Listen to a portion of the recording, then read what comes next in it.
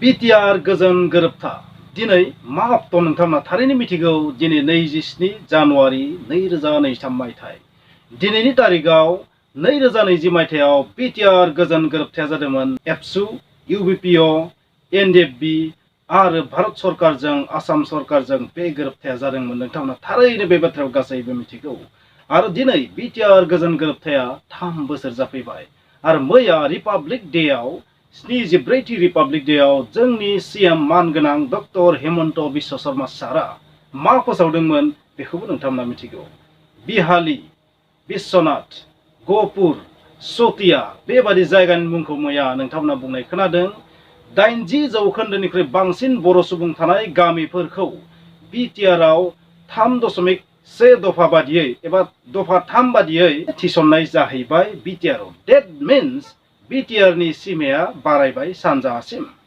आरो फ्रेंड्स गामि दाजाबनाय दानख'नायाबो जुदि बांसिन गामिया जुदि दाजाब जायोबा खम गामिया जुदि दानख' जायोबा थारैनो आरोबाव सीमाया बारायबावगोन खोलाथिंबो स' बिदिब्ला नोंथांमोना मिथिबाय दिनैनि साना जोंनि थाखाय बर' माहारिनि थाखाय गोजोनथाव खौरां गमामायैनो गोजोनथाव खौरां नोंथांमोननि थाखाय गोजोनथाव खौरां नंगौना नङा बेखौथ' समाजसो खिन्थागोन नाथाय आं बुंगोन बेयो बर'फोरनि थाखाय गोजोनथाव खौरां आरो BTR गोजोन गोरोबथानि मोनसे साक्सेस होननानै आं बेखौ बुंगोन बबेखानि माखासे सुबुंफोरा माखासे कुइसनबो खालामदों आरो बिथांमोननि कुइसनाबो जेबो इनभेलिड नङा गनायथाव फोसावनायाथ' फोसावदों नाथाय बेखौ कागजे कलमै माने फर्मेलि बेखौ नुवागौमानि मानसिफोरा फोथायनायबो नङा स' जेब्लासिम फर्मेलि बे जागोन अब्ला गासैबो फोथायगोन फ्रेंड्स नोंथांमोना थारैनो नोंथांमोननि गोसोआव मा दं कमेन्टआव लिर बेयो मा थारैनो BTR गोजोन गोरोबथानि मोनसे जाफुंसारनाय नंगौना नङा नोंथांमोना कमेन्टआव लिर जायफोर सुबुंफोरा सीमाखौ बारायनाय नङा बेबायदि बुंदोंमोन बिथांमोननि थाखाय खिन्थु बेयो मोनसे मा एकदमबारे खर'याव माजोंबा अन्थाइजों बुनानै होनाय बायदि मैयानि खौराङाव नोंथांमोना नुगासिनो थादों 47टा रेभिनिउ भिलेज राज' भिलेज आरो 17टा हाग्रा ओनसोलाव गोलैनाय गामिफोर फरेस्ट भिलेज बेबायदि गासै 60टा भिलेजखौ थिसननाय जाबाय होनना फोसावदों आरो फ्रेंड्स बेखिनियाल' नङा खौराङाव मिथिनाय बादिब्ला आरोबाव माखासे गामिखौ माखासे फरेस्ट गामि माखासे रेभिनिउ भिलेजखौ थिसनबावनाय जागोन इयुनाव आरो बे खामानिखौ मावगोन बाउन्डारि कमिसना बेबादि खोथा होदों प्रमद बर' बिथाङाबो लोगोसे फिउचाराव मा जायो बेखौ बुंनो हाया फिउचाराव गुबुन गुबुन सुबुंफोराबो गुबुन गुबुन बाथ्रा बुंबाय थादों नाथाय जाबादि 60 भिलेजआ बेबायदि इनक्लुड जादों गमामायैनो नेक्स्टआव आरोबाव 100नि खाथिसिम माने जाहैनो हागौ बै थिसनजानाय भिलेजआ 60खौ लाफानानै बेबायदि जानो हागौ स' प्रमद बर' बिथांमोना बुंनाय बादिब्लाथ' 100+ भिलेजआ हाबनांगौमोन नङा होमबा नाथाय मैया फोसावनाय बादिब्ला मा 60 भिलेजआ इनक्लुड जाबाय आरो मा थिक फिउचाराव 100निबो बांसिन जालांनो हागौ प्रमद बर' सारा दिनै मोनसे बाथ्रा बुंदों जे आलादा रायजो बर'लेण्ड एबा बर'लेण्ड मोननायनि थाखाय बेयो मोनसे स्टेप मोनसे आगान होननानै बुंदों फ्रेंड्स मा बेयो बर'लेण्ड मोननायनि थाखाय मोनसे स्टेप नामा मोनसे समाव हाग्रामा महिलारि बिथाङा बुंदोंमोन जुदि गोदान जिल्लाखौ दाफामनो हायोबा जुदि सीमाखौ बारायनो हायोबा निजे गावनो गाव बर'लेण्डआ जागोन आलादा रायजो बर'लेण्डआ जागोन बेबायदि हाग्रामा महिलारि बिथाङाबो बुंदोंमोन आरो प्रमद बर' बिथाङाबो मोनसे आगान मोनसे स्टेप होननानै बुंदों मा बिदिब्ला हाग्रामा महिलारि बिथाङा बुंनाय बाथ्रा आरो प्रमद बर' बिथाङा बुंनाय बाथ्रानि जि रियेलिटी बेयो थारैनो नंमारगोना नंमारा नोंथांमोना कमेन्टआव लिर मा बेयो आलादा रायजो बर'लेण्ड मोननायनि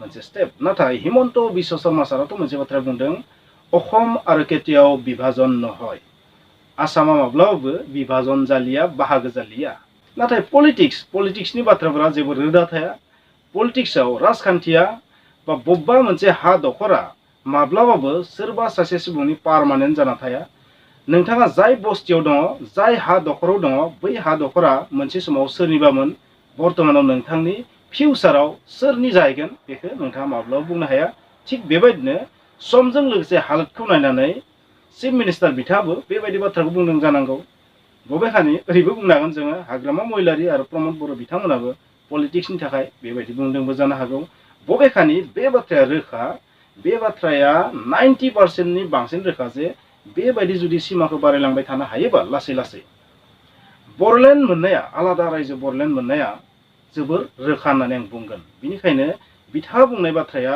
हाग्रामा महिलारि बिथाङानो बुं एबा प्रमद बर' बिथाङानो बुं मोनसे रोखोमनि रियेलिटि होननानै आं बुंगोन। नोंथांमोना मा सानो कमेन्ट्स लिर। आंनिफ्राय बेयो पार्सनेलि रियेलिटि। नाथाय दाथ' आलादा रायजो बर'लेण्डआ मोगथां जानायनि जेबो लामा गैया। जों जुदि थोंजोङै मोननो हायाबा बेबादिनो स्टेप वाइज थांनांगोन। खनसेनो नोंथाङा जुदि गासैखौबो मोननो लुगैबा अब्ला मा जागोन नोंथाङा बे दावहायाव जेनगोन। बिनिखायनो खेंख्रायै लामाजों थांनांगोन। बे बाथ्राखौ अरायबो गासै बर' रायजो राजा नोंथांमोना मिथिनाया मोजां। स' जों थोंजोङै थांनो हाया। आगाननै आवगायनानै आगानसे फावसायनांगोन। नोंथाङा मिथिगौ आगाननै आवगायनानै आगानसे फावसायनाया बबे हादरनि रुल्स?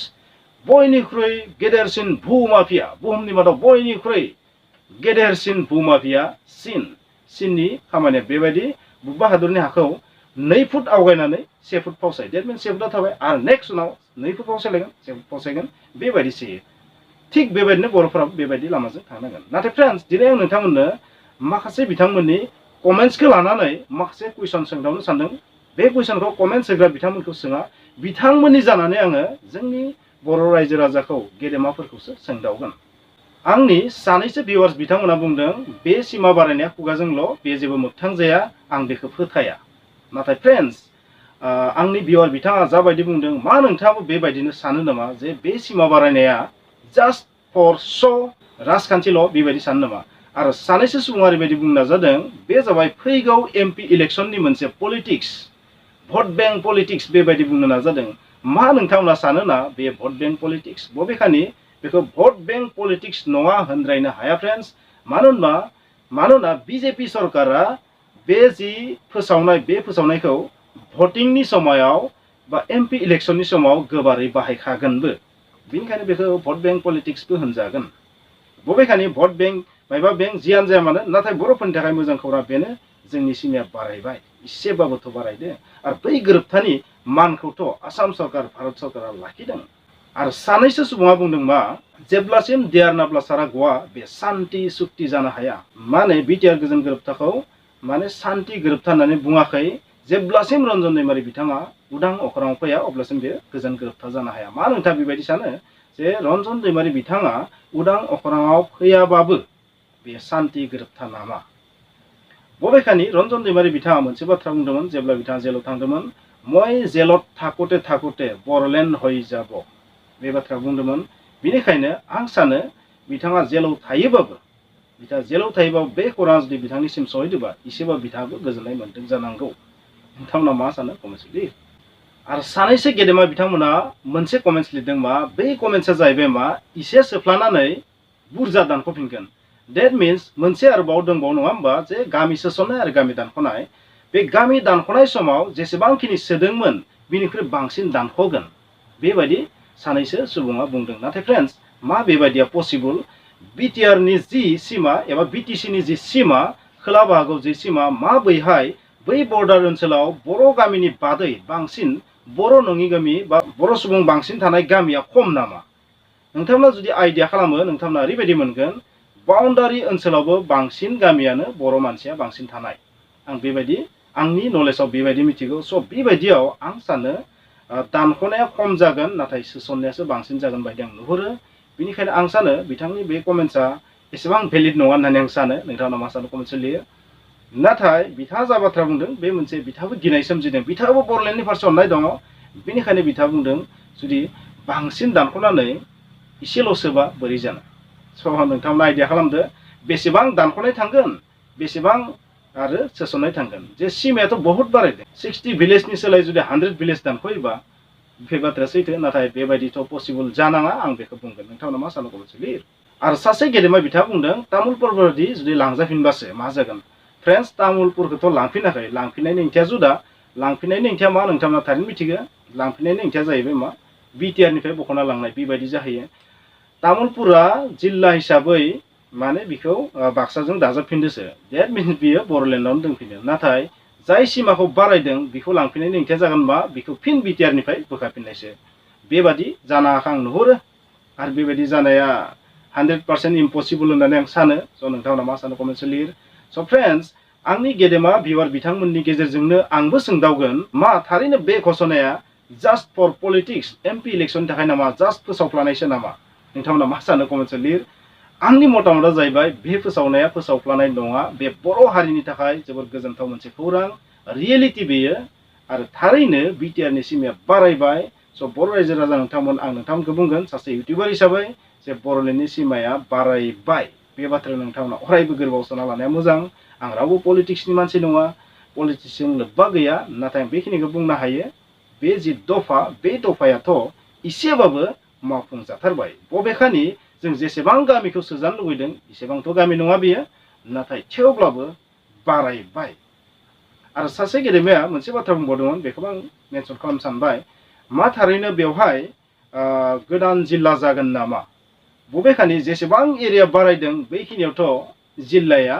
मास्ट बि जागोन स' फ्रेन्ड्स आंनि बादिब्ला बेवहाय जिल्ला मोनसे जानायनि थाखाय जथेस्थ' एरियाखौ बारायदों होननानै आं बुंगोन नोंथांमोना मा सानो कमेन्टआव लिर बबेखानि गासैबो सरकारनि आखायाव गासैबो पलिटिक्सनि आखायाव सरकाराव थानाय गोहोगोरा सुबुंफोरनि आखायाव बाउन्डारि कमिसना जुदि मोजाङै जाज खालामोबा जोंनि सिमाया आंनि बादिब्ला बारायबावनायनि चान्स दं बबेखानि गेजेर ससेयाव गहपुरनि उनाव लखिमपुर आरो गहपुरनि गेजेराव इसेथ' जेंना दं गैया नङा नाथाय बै बायबांला जेंनाखौ जुदि सल्भ खालामनो जुदि हायोबा सरकारजों सावरायनानै जुदि पलिटिकेलि गोजौ लेभेलाव जों सावरायनानै जुदि माबा मोनसे सल्भ खालामनो हायोबा नोंथांमोना मिथिगौ धेमाजिया फार्स्ट बर' एरिया स' बेबायदि जों जुदि गेजेर ससेखौ लखिमपुर डिस्ट्रिक्ट बेखिनियावनो जों जुदि गहपुर आरो लखिमपुर टाउननि गेजेरनि बेखिनि जि ओनसोल बै ओनसोलाव जुदि जों थिक थाक मेनेज खालामनो हायोबा थारैनो जोंनि सिमाया धेमाजिसिमबो सहैनाया पसिबल जागोन फिउचाराव नाथाय बे बाथ्राया दिनै पसिबल नङा फ्रेन्ड्स